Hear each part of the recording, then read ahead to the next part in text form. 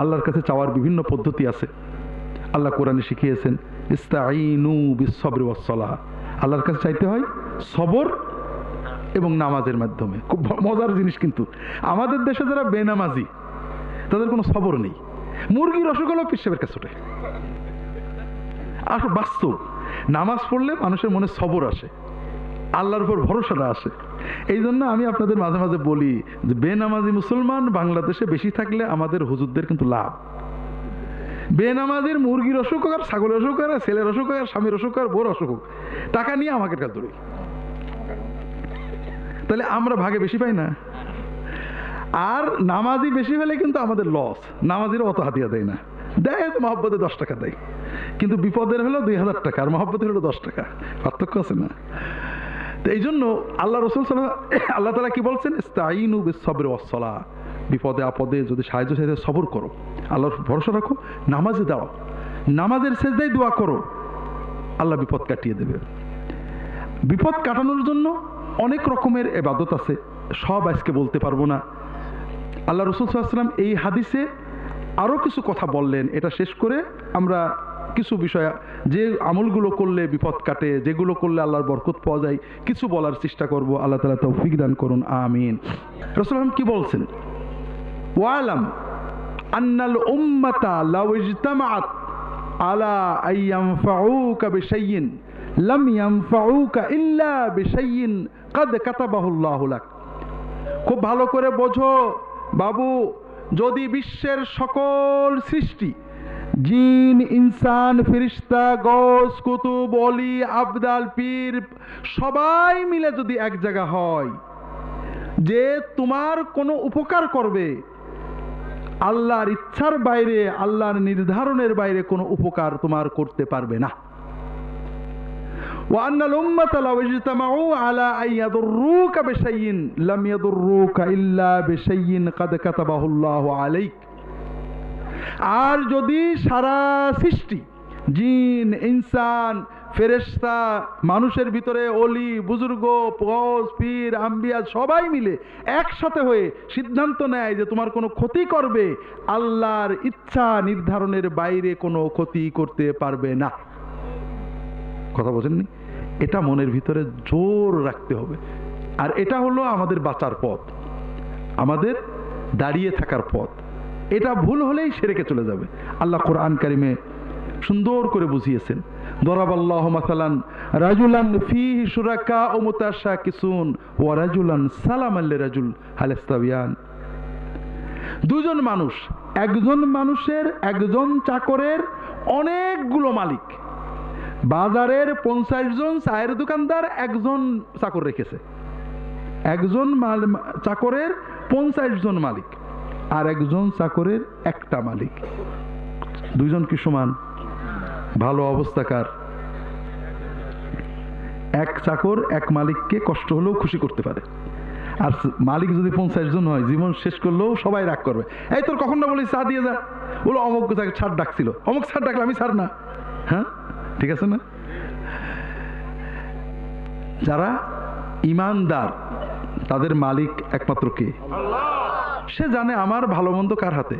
আমি ছুটি, আমি চাষ করি, ব্যবসা করি, মন্ত্রীর কাছে, এমপির কাছে, চাকরির জন্য ছুটি, কাম করি, আল্লাহর হুকুম করি, কিন্তু ভালো মন্দর মালিককে?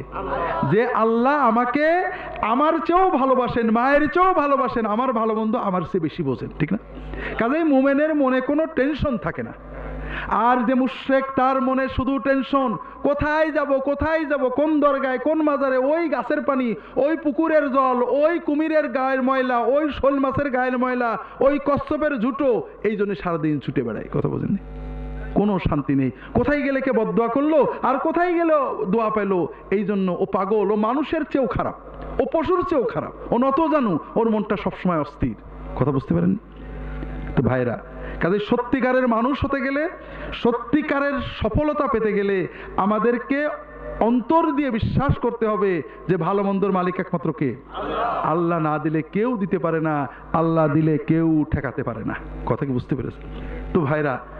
এই যে আল্লাহর রহমত বরকত পাওয়ার জন্য প্রথম কাজ হলো ঈমানটাকে মজবুত করা, দ্বিতীয় হলো কিছু কাজ করে আল্লাহর রহমতের জন্য চেষ্টা করা, ঠিক না? এই দুটো বিষয়ে খুব সংক্ষেপে আপনাদের কিছু বলার চেষ্টা করবো ইনশাআল্লাহ। আল্লাহ তাআলা তৌফিক দান করুন, আমিন।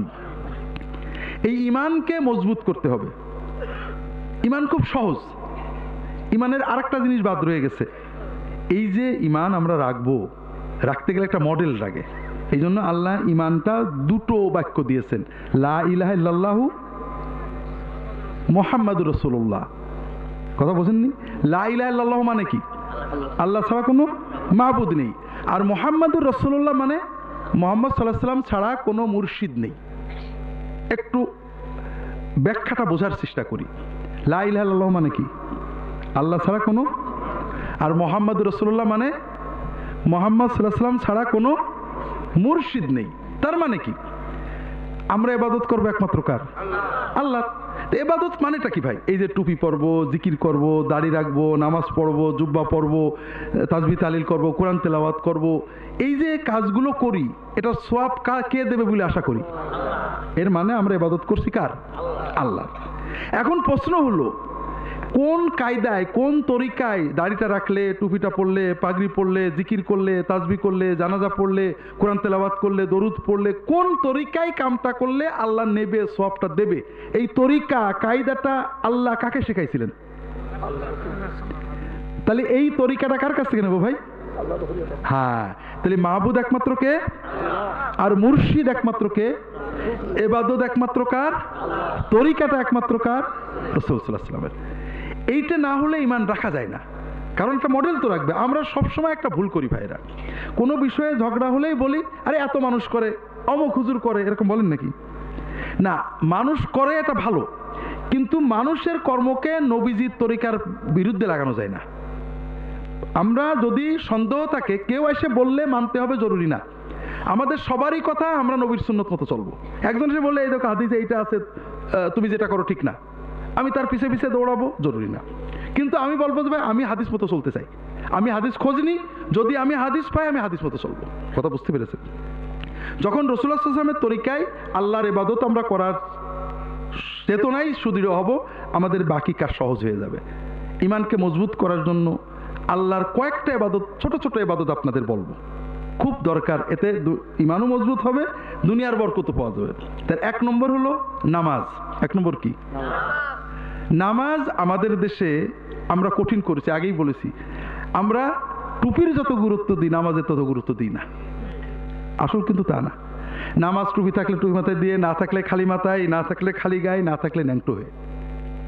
নামাজ কিন্তু ন্যাংটো পড়তে হবে। নামাজ মানে কি? আল্লাহর দরবারে বান্দা হাজিরা দেবে, যতটুকু পারে ততটুকু দেবে, এতেই 16 আনা সওয়াব পেয়ে যাবে। আর টুপি থাকলে টুপি মাথায় দিয়ে, টুপি থাকলে টুপি খুললে দোষ হয়, টুপি নেই টুপি ছাড়া পড়লেই আপনি পুরো সওয়াব পেয়ে যাবেন।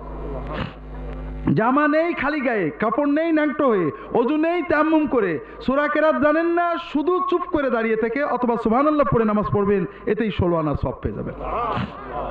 কাজেই নামাজ আমার খাওয়ার মতো। অনেকে বলে হুজুর টুপি নেই, হুজুর সূরা কেরাত জানি না, নামাজ পড়ি না, আছে নাকি এরকম?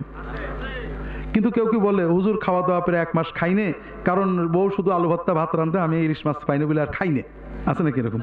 হ্যাঁ, নেই তো। কারণ আমরা জানি খাবার খেতে হবে, ভালো হলে ভালো, নইলে যা পাওয়া যায় খেতে হবে, নইলে কি হবে? দেহটা মরে যাবে। নামাজ আমাদের আত্মার খোরাক। নামাজ যে কোনো ভাবে পড়তে হবে, অজু থাকলে অজু সহ, নইলে অজু ছাড়া তায়াম্মুম করে, দাঁড়াতে পারলে দাঁড়িয়ে, নইলে বসে, নইলে শুয়ে, কেবলামুখী হতে পারলে কেবলামুখী হয়ে, নইলে উত্তর দক্ষিণ পূব পশ্চিম যেদিকে পারছি মুখ করে, দাঁড়াতে পারলে দাঁড়িয়ে, নইলে হাঁটতে হাঁটতে, দৌড়াতে দৌড়াতে, ঘোড়ার পিঠে বসে, পায়ে হাঁটতে হাঁটতে, নামাজ আমাকে সময় মতো পড়তেই হবে। কথা বুঝতে পারেন? আমি সাধ্যের ভিতরে যতটুকু করেছি ওটাতেই আল্লাহ তাআলা আমার পুরো সওয়াব দিয়ে দেবেন। নামাজ অনেক সময় আপনাদের দেশে আছে কিনা জানি না, আমাদের দেশে অনেকে বলে আরে মন ভালো হোক তারপর নামাজ পড়বো। হ্যাঁ, আছে তাই না? মাশাআল্লাহ। তো ঠিক আছে, কেউ যদি বলে আগে সুস্থ হই তারপর খাওয়া দাওয়া করবো, আগে সুস্থ হয়ে যায় তারপর খাওয়া দাওয়া করবো, হ্যাঁ, খুব ভালো করে বোঝেন। যে ব্যক্তি বলে মন ভালো হলে নামাজ পড়বো, ওই ব্যক্তির দুটো সমস্যা আছে। একটা হলো যে নিজের ভালো বোঝে নাও, নামাজটা কি হুজুরদের জন্য না ওর নিজের জন্য? ও নিজে নামাজ পড়লে নিজে ফায়দা পাবে, নিজের উপকার হবে, নিজের কষ্ট চলে যাবে, নিজের বিপদ কেটে যাবে, কিন্তু ও বোকা বোঝে না। যেমন কারোর অসুখ হলে খাইতে চায় না, যাই খাই বমি আসে, বুঝেছেন, ওর অসুখ হয়ে গেছে। 2 নম্বর, অনেকে বলে যে নামাজের মতো নামাজ জীবনে একবার পড়লেও হয়। আপনাদের দিকে আছে নাকি? হ্যাঁ,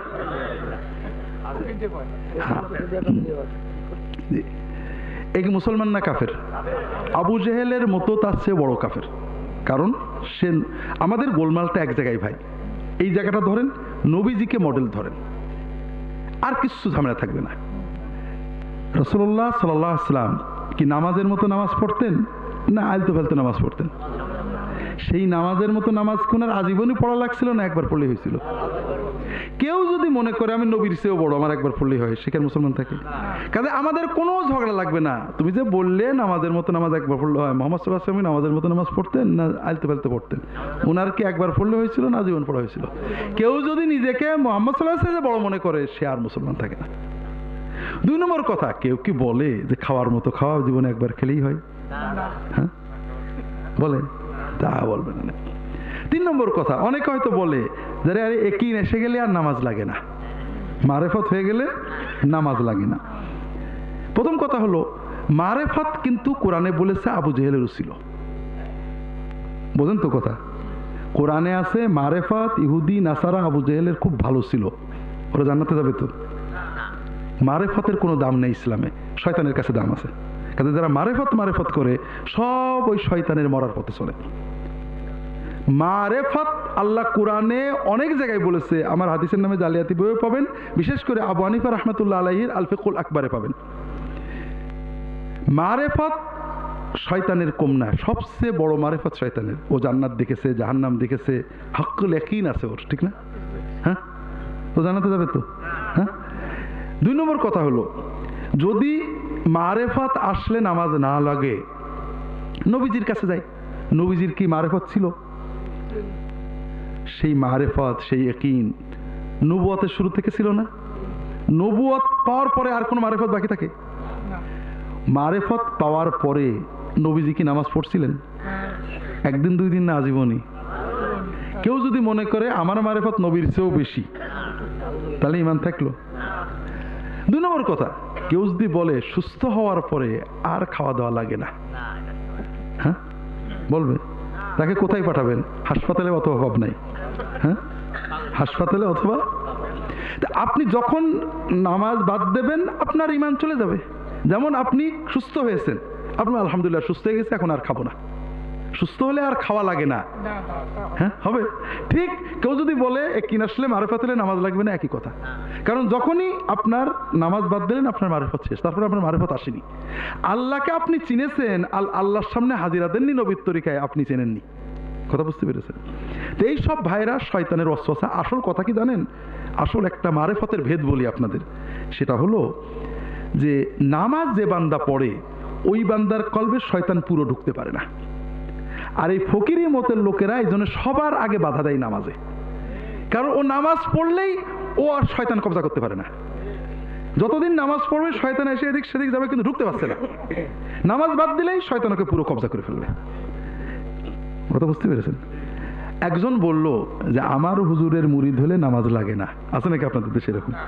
হ্যাঁ, নেই? আর খুব ভালো করে বুঝি, আপনি প্রতিদিন মায়ের কাছে যায়, মাও বৃদ্ধ হয়েছে, আপনিও বৃদ্ধ, প্রতিদিন 10-15 মিনিট মার কাছে যে একটু কথা বলেন, দোকান থেকে এসে বা অফিস থেকে এসে বা দোকানে যাওয়ার সময়, আম্মা কেমন আছো, আজ কি খাবা, শরীর ভালো আছে তো? প্রত্যেক দিন একই কথা। আপনার বড় ভাই বলল যে তুই প্রতিদিন মায়ের কাছে যে আধা ঘন্টা সময় নষ্ট করিস কেন? তুই আমার সাথে থাক, মার কাছে যদি তোর কোনো প্রয়োজন থাকে আমি আদায় করে দেবো, মার কাছে যে সময় নষ্ট করিস না। ভাইয়ের বুদ্ধিটা কেমন লাগলো আপনাদের? ভালো না? মায়ের কাছে গল্প করাকে সময় নষ্ট না সময় কাজে লাগানো? মা বেশি প্রিয় না আল্লাহ বেশি প্রিয়? তাহলে যদি কেউ বলে তুই প্রতিদিন আল্লাহর কাছে 10 মিনিট করে বসে থেকে কি করিস, তুই আমার কাছে থাক, তোর যা লাগে আল্লাহর কাছে চাইনে দেবো, হ্যাঁ, হয় না। এরপরে শোনেন, আপনার এলাকার এমপি আপনার খুব মহব্বত করে, ছোটবেলার বন্ধু অথবা আপনার বাপের বন্ধু, বলে যে মনি আমি যখন বাড়ি থাকবো তুই আসবি, চাটা খাবি। আপনি যান, প্রতিদিনই যেয়ে চা খান, গল্প করেন, আর কিছু না, এ গপসপ করে চলে আসুন। আপনার দলের একজন আপনাকে বলল যে তুই প্রতিদিন এমপির কাছে যে এত সময় নষ্ট করিস কে, তুই আমার গ্রুপে থাক, তোর যখন যেটা লাগে আমি এমপির কাছে চাইলে দেবো। বুদ্ধিটা কেমন লাগলো? হ্যাঁ, আপনি কিন্তু কোনো প্রয়োজনে যান না, মহব্বতেই যান। কিন্তু মহব্বত যেহেতু আসছে, দরকার হলে একটা জিনিস চাইতে পারবেন, ঠিক না? যাওয়া আসা যখন বন্ধ হয়ে গেল তখন মহব্বত কেটে গেল। এখন ও কি করবে, যখন আপনার কিছু লাগবে, বলবে 3000 টাকা লাগবে, 5000 লাগবে, এমপি বলেছে আবার 10 লাগবে, ঠিক না? ও আপনার মাথায় কাঁঠাল ভেঙে খাবে, বুঝলেন না? যদি কোনো পীর সাহেব বলে, মৌলানা সাহেব বলে যে তুমি আমার মুরিদ হলে নামাজ লাগবে না, সেও কিন্তু একই কথা বলছে। সে চাচ্ছে যে আল্লাহর সাথে আপনার সম্পর্কটা নষ্ট করে দিতে, এরপরে আল্লাহর নামে আপনার মাথায় ও কাঁঠাল ভেঙে খাবে। ও আপনার বন্ধু না দুশ্মন? দুশ্মন। আল্লাহর সাথে সম্পর্কটা ডাইরেক্ট রাখতে হবে, কেউ যেন আমাকে এখানে ঢুকতে না পারে। তাহলে আপনি সব পাবেন, মারেফত পাবেন, দোয়া কবুল পাবেন, বিপদ কেটে যাবে। আল্লাহর সাথে সম্পর্কের মূল ভিত্তি হলো নামাজ। কথা কি বুঝতে পেরেছেন? এখানে আরেকটা কথা বলবো, বৃদ্ধদের না, কারণ বৃদ্ধদের আর এখন সময় তেমন নেই, চেষ্টা করলে হবে সহজ, বিশেষ করে জোয়ানদের।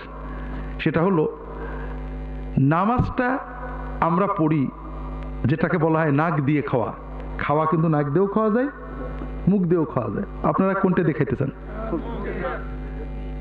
আমি বলি, দেখেন যুক্তি, নাক দিয়ে খাওয়া উত্তম।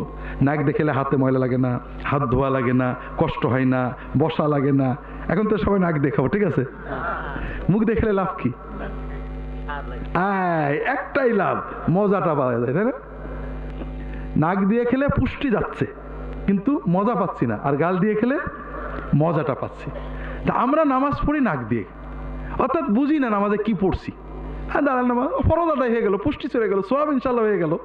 কিন্তু যদি একটু বুঝতাম তাহলে মজা পাইতাম। এই জন্য যুবকদের বলবো, এবং যারা পারেন, নামাজের ভিতরে আমরা 10-12টা সূরা পড়ি, এর অর্থগুলো শিখে নেবেন, দোয়াগুলোর অর্থ শিখে নেবেন, তাসবিহগুলোর অর্থ শিখে নেবেন, কিছু এক্সট্রা দোয়া শিখে নেবেন। নামাজের ভিতরে প্রতিটি সাজদায় আল্লাহর কাছে কিছু চাইবেন, সুন্নত দোয়া দিয়ে চাইবেন। নামাজের ভিতরে অল্টারনেট করে দোয়া পড়বেন, দোয়া মাসুর এক এক সময় এক একটা পড়বেন। নামাজের ভিতরে আল্লাহর সাথে কথা বলার অভ্যাস করেন, দেখবেন আপনার জীবনে চেয়েছেন পাননি এমন জিনিস আর থাকবে না। কাজেই বিশেষ করে যুবকদের সামনে জীবন বড় কঠিন। তোমরা যৌবনে আসো, যৌবন শেষ হয়ে যাবে 30, 35, 40-এ।